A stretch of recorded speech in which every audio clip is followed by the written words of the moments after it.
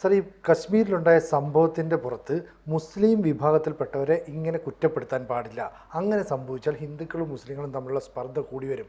ഇത് പറയുന്നത് കോൺഗ്രസ് വക്താവായ പവൻ ഖേരയാണ്. അപ്പോൾ ഈ പറച്ചിലിൽ നിന്ന് നമ്മളെന്താ മനസ്സിലാക്കേണ്ടത്? അല്ല, ഇതെന്താണെന്ന് വെച്ച് കഴിഞ്ഞാൽ, ഞാൻ ഈ പവൻ ഖേരയുടെ പ്രസ്താവന ഞാൻ ശ്രദ്ധിച്ച്. പവൻ ഖേര പറയുന്നത് അങ്ങനെ ഇസ്ലാമിക തീവ്രവാദികൾ ആയിട്ടുള്ളൊരു വിഭാഗമുണ്ട് എങ്കിലും മുസ്ലിങ്ങൾക്കെതിരെ ഒന്നും നടപടി പാടില്ല എന്നാണ്. ഉണ്ട് എന്നുള്ളത് അഡ്മിറ്റ് ചെയ്യുന്നു. ഉണ്ട്, പക്ഷേ നടപടി വേണ്ട. ഇതാണ് അദ്ദേഹം പറഞ്ഞതിൻ്റെ ചുരുക്കം. അതിന് പറയുന്നൊരു കാര്യം എന്താണെന്ന് വെച്ചാൽ, തീവ്രവാദത്തിന് മതമില്ല, പക്ഷെ തീവ്രവാദികൾക്ക് മതമുണ്ട്.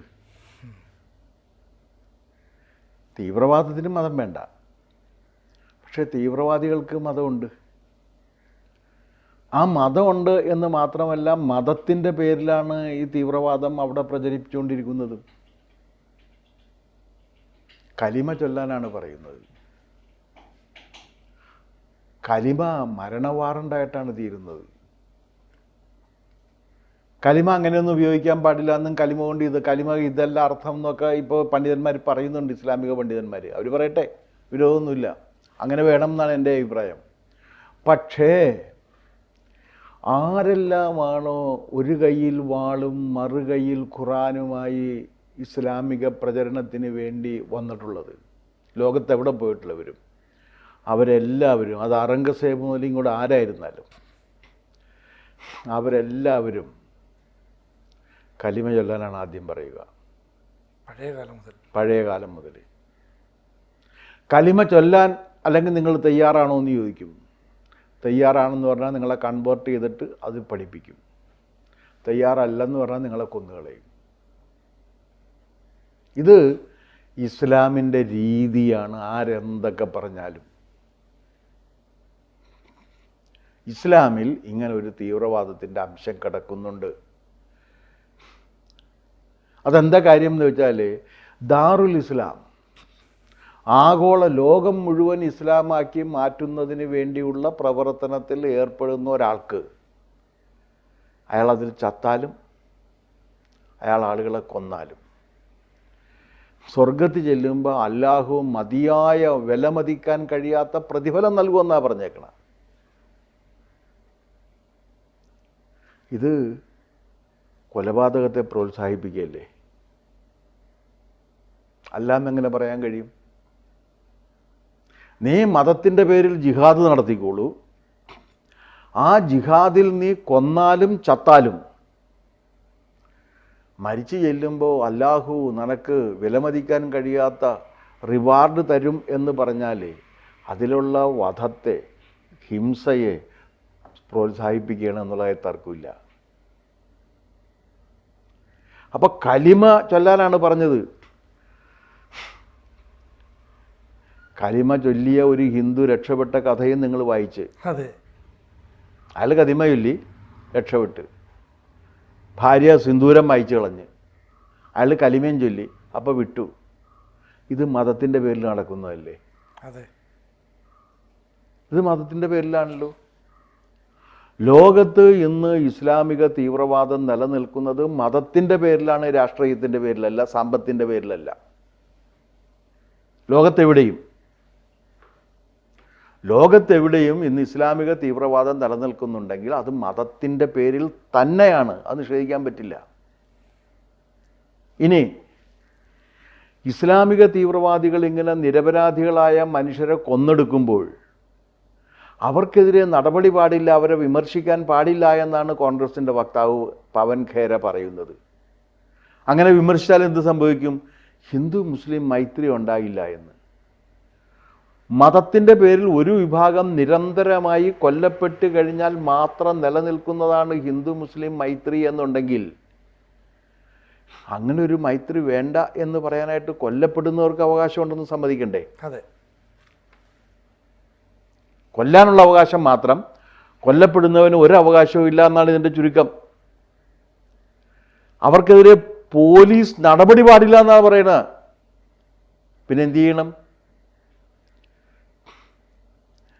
ഇവരെ ഒന്ന് ഇവർ ഇന്ത്യയിൽ ജീവിച്ചിരുന്നു കൊണ്ട് പാകിസ്ഥാൻ്റെ താല്പര്യത്തിന് വേണ്ടിയാണ് പ്രവർത്തിക്കുന്നത്. അത് തന്നെ രാജ്യദ്രോഹം. ചോറിങ്ങും കൂറങ്ങും.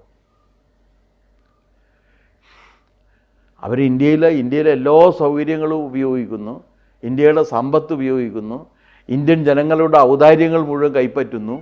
അതിനുശേഷം എന്താ ചെയ്യുന്നത് എന്താണെന്ന് വെച്ചാൽ പാകിസ്ഥാന് വേണ്ടി പ്രവർത്തിക്കുന്നു. അങ്ങനെ പ്രവർത്തിക്കുന്നവർക്കെതിരെ നടപടി എടുക്കരുതെന്നാണ് കോൺഗ്രസ് വക്താവിൻ്റെ വാദം. എങ്ങനെ അംഗീകരിക്കാൻ പറ്റും? അതായത് പച്ചയ്ക്ക് പറഞ്ഞ രാജ്യവിരുദ്ധതയെ പ്രോത്സാഹിപ്പിക്കുന്ന നിലപാട് സ്വീകരിക്കുന്നു. രാജ്യവിരുദ്ധതയെ, രാജ്യദ്രോഹത്തെ പ്രോത്സാഹിപ്പിക്കുന്ന, രാജ്യദ്രോഹം ചെയ്യുന്നവർക്കെതിരെ നടപടിയേ പാടില്ല എന്നാണ് ഈ പറയുന്നത്. അങ്ങനെ നടപടി എടുത്തു കഴിഞ്ഞാൽ ഹിന്ദു മുസ്ലിം മൈത്രി തകരും. അപ്പോൾ ഈ 26 പേര് കൊല്ലപ്പെട്ടല്ലോ മതത്തിൻ്റെ പേരിൽ.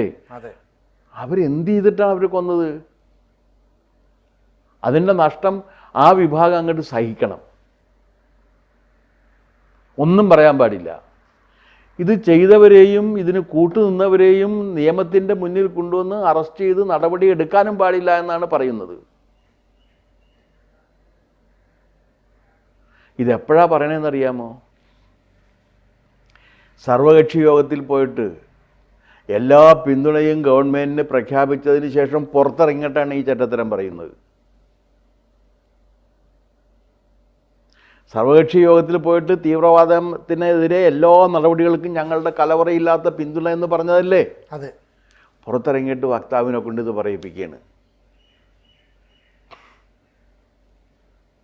അങ്ങനെ പറഞ്ഞാൽ ഇതാണ് ഈ സന്ദർഭത്തിലും അപ്പീസ്മെൻറ്റ് പൊളിറ്റിക്സ് നടത്തിയത്. ഈ സന്ദർഭത്തിലും 26 പേര് അവരുടെ മതത്തിൻ്റെ വിശ്വാസത്തിൻ്റെ പേരിൽ പോയിൻറ്റ് ബ്ലാങ്കിൽ വെടിവെച്ച് കൊന്ന് AK-47 കൊണ്ട് പോയിൻറ്റ് ബ്ലാങ്കിൽ വെടിവെച്ച് കൊന്ന് ആ മൃതശരീരങ്ങൾ ദഹിപ്പിച്ച ചിത അടങ്ങിയിട്ടില്ല. അതിന് മുൻപാണ് ഇത് പറയുന്നതെന്നും കൂടി മനസ്സിലാക്കണം. അപ്പോൾ ഇവരുടെ രാഷ്ട്രീയ താല്പര്യത്തിന് വേണ്ടിയുള്ള മതപ്രീണനം, ഇസ്ലാം മതപ്രീണനം ഏത് ലെവൽ വരെ എത്തി? ഇതൊന്നും അന്വേഷിക്കേണ്ടതല്ലേ? ഇതെവിടെ പോയി നിൽക്കും? ഇത് എങ്ങനെ വന്നു കഴിഞ്ഞാൽ ഈ രാജ്യം എവിടെ പോയി നിൽക്കും? ഇത് പുറത്ത് പറയുമ്പോൾ എങ്ങനെയാണ് പറയേണ്ടത്? നിങ്ങൾ ഹിന്ദുക്കൾ നിരന്തരമായി വധിക്കപ്പെടണമെങ്കിൽ പോലും വധിക്കപ്പെടട്ടെ, നിങ്ങളൊന്നും ചെയ്യരുത് എന്നാണ് പറയുന്നത്. അങ്ങനെ പറഞ്ഞു കഴിഞ്ഞാൽ നടക്കുക? ഈ 26 പേര് കൊല്ലപ്പെട്ടല്ലോ, അവരെ കൊന്നവരെക്കുറിച്ച് അന്വേഷിക്കരുതെന്നാണ് പറയണത്. ഇതെന്ത് ന്യായമാണ്? ഇത് വെള്ളരിക്കപ്പെട്ടടോ? അങ്ങനെ കൊന്നവരെക്കുറിച്ച് അന്വേഷിച്ച് കഴിഞ്ഞാൽ ഹിന്ദു മുസ്ലിം മൈത്രി തകരും എന്നാണ് പറയണത്. അപ്പോൾ അതിലൊരു മറുചോദ്യമില്ലേ? നിരന്തരമായി ഇസ്ലാമിക തീവ്രവാദികളാൽ ഹിന്ദുക്കൾ കൊല്ലപ്പെട്ടാൽ മാത്രം നിലനിൽക്കുന്നതാണ് ഹിന്ദു മുസ്ലിം മൈത്രി എന്നാണല്ലോ ഈ പറഞ്ഞതിൻ്റെ ചുരുക്കം. അതെ. ഇതെന്തൊരു ലോജിക്കാണ്?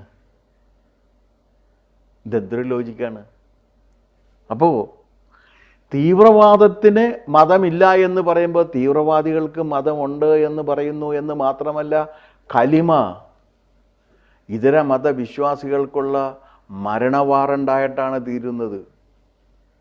മരണവാറണ്ടാണ്. കലിമ അറിയില്ലെങ്കിൽ നിങ്ങൾ കൊല്ലപ്പെടുകയാണ്. ഒരു സ്പ്ലിറ്റ് ഓഫ് എ സെക്കൻഡിൽ നേരെ വരുന്നു, തോക്കുമായിട്ട് വരുന്നു, കലിമ കൊല്ലാൻ പറയുന്നു. സംശയം വരുമ്പോൾ പാൻറ് ഊരിയിട്ട് ലിംഗം പരിശോധിക്കുന്നു, അതിനുശേഷം നിങ്ങളെ വെടിവെച്ച് കൊല്ലുന്നു. ഇതാണോ മര്യാദ? അതിനുശേഷം ഞങ്ങൾക്കിതുമായിട്ട് ബന്ധമില്ല എന്ന് നിങ്ങൾ പറയുമ്പോൾ, നിങ്ങളുടെ മതം നിരന്തരമായി പഠിച്ചു വരുന്നവർ ഇങ്ങനെ ആളുകളെ കൊല്ലുന്നുണ്ടെങ്കിൽ അത് അവരുടെ മാത്രം കുഴപ്പമാണോ, ഈ മതത്തിൻ്റെയും കൂടി കുഴപ്പമുണ്ടോ എന്ന് അന്വേഷിക്കണ്ടേ? അതെ, അവരുടെ മാത്രം കുഴപ്പമാണെന്നാണ് ഇപ്പോൾ പറയണത്. കലിമ അങ്ങനെയല്ല എന്ന് പറയുന്നുണ്ട്, ഇത് അങ്ങനെ മതം പഠിപ്പിക്കുന്നില്ല എന്ന് പറയുന്നുണ്ട്. പക്ഷേ ഇത് പഠിച്ചു വരുന്നവരിൽ ആ മതത്തിൻ്റെ പേരിൽ ആയുധമെടുത്ത് നിരപരാധികളെ കൊന്നെടുക്കാൻ തീരുമാനിക്കുമ്പോൾ ആ മതത്തിനും എന്തെങ്കിലും കുഴപ്പമുണ്ടെന്ന് സമ്മതിക്കേണ്ടി വരും.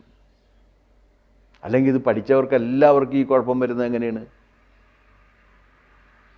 അപ്പം അങ്ങനെയല്ലേ വ്യാഖ്യാനിക്കേണ്ടത്? ഇങ്ങനെയാണെന്ന് പറഞ്ഞാൽ എങ്ങനെയാണ്? ഒരൊറ്റ ചോദ്യം: ജൂതന്മാർ, ക്രിസ്ത്യാനികൾ, ബഹുദൈവ വിശ്വാസികൾ, ബിംബാരാധകർ, ഇവരെ എവിടെ വെച്ച് കണ്ടാലും കൊല്ലണം എന്ന പ്രസ്താവന ഖുറാനിലുണ്ട്. അത് തെറ്റോ ശരിയോ പറയട്ടെ? തെറ്റോ ശരിയോ അറിയണ്ടേ? എന്താ ഇവരുടെ കുഴപ്പം? ഇവരുടെ കുഴപ്പം അല്ലാഹു പറഞ്ഞിരിക്കുന്ന മതത്തിൻ്റെ അനുസരിച്ചല്ലേ ഇവർ പ്രവർത്തിക്കുന്നു. അങ്ങനെ അല്ലാതെ പ്രവർത്തിക്കാനും അങ്ങനെ അല്ലാതെ വിശ്വസിക്കാനും മനുഷ്യന് അവകാശമില്ലേ? ഇവർ തന്നെ മതത്തിൻ്റെ അവകാശത്തെക്കുറിച്ചാണല്ലോ പറയുന്നത്. വഖഫ് വന്ന സമയത്ത് മതത്തിൻ്റെ അവകാശത്തെക്കുറിച്ചല്ലേ പറഞ്ഞത്? അപ്പോൾ ഇവരുടെ അവകാശം മാത്രം മതം, ബാക്കിയുള്ളവരൊന്നും മതം അല്ല എന്നാണോ പറയുന്നത്?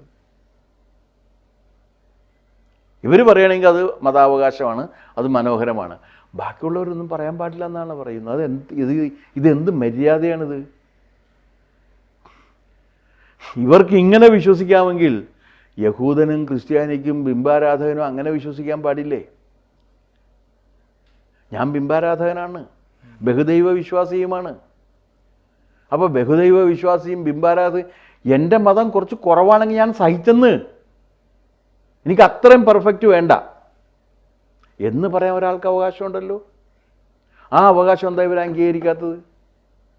ആ അവകാശം അംഗീകരിക്കാതെ പോയിന്റ് ബ്ലാങ്കിൽ നിന്ന് AK-47 ഉപയോഗിച്ച് മനുഷ്യരെ വെടിവെച്ച് വീഴ്ത്തുന്നവർക്ക് പിന്തുണ കൊടുക്കുന്നവരെ അറസ്റ്റ് ചെയ്യാൻ പാടില്ല, അവരെക്കുറിച്ച് ഇത് പറയാൻ പാടില്ല, അവരെ ഇസ്ലാമിക് ടെററിസം എന്ന് പറയാൻ പാടില്ല, അങ്ങനെ ഒന്നും പറയരുത് എന്നാണ് ഇവർ ആവശ്യപ്പെടുന്നത്. എന്തിനു വേണ്ടി?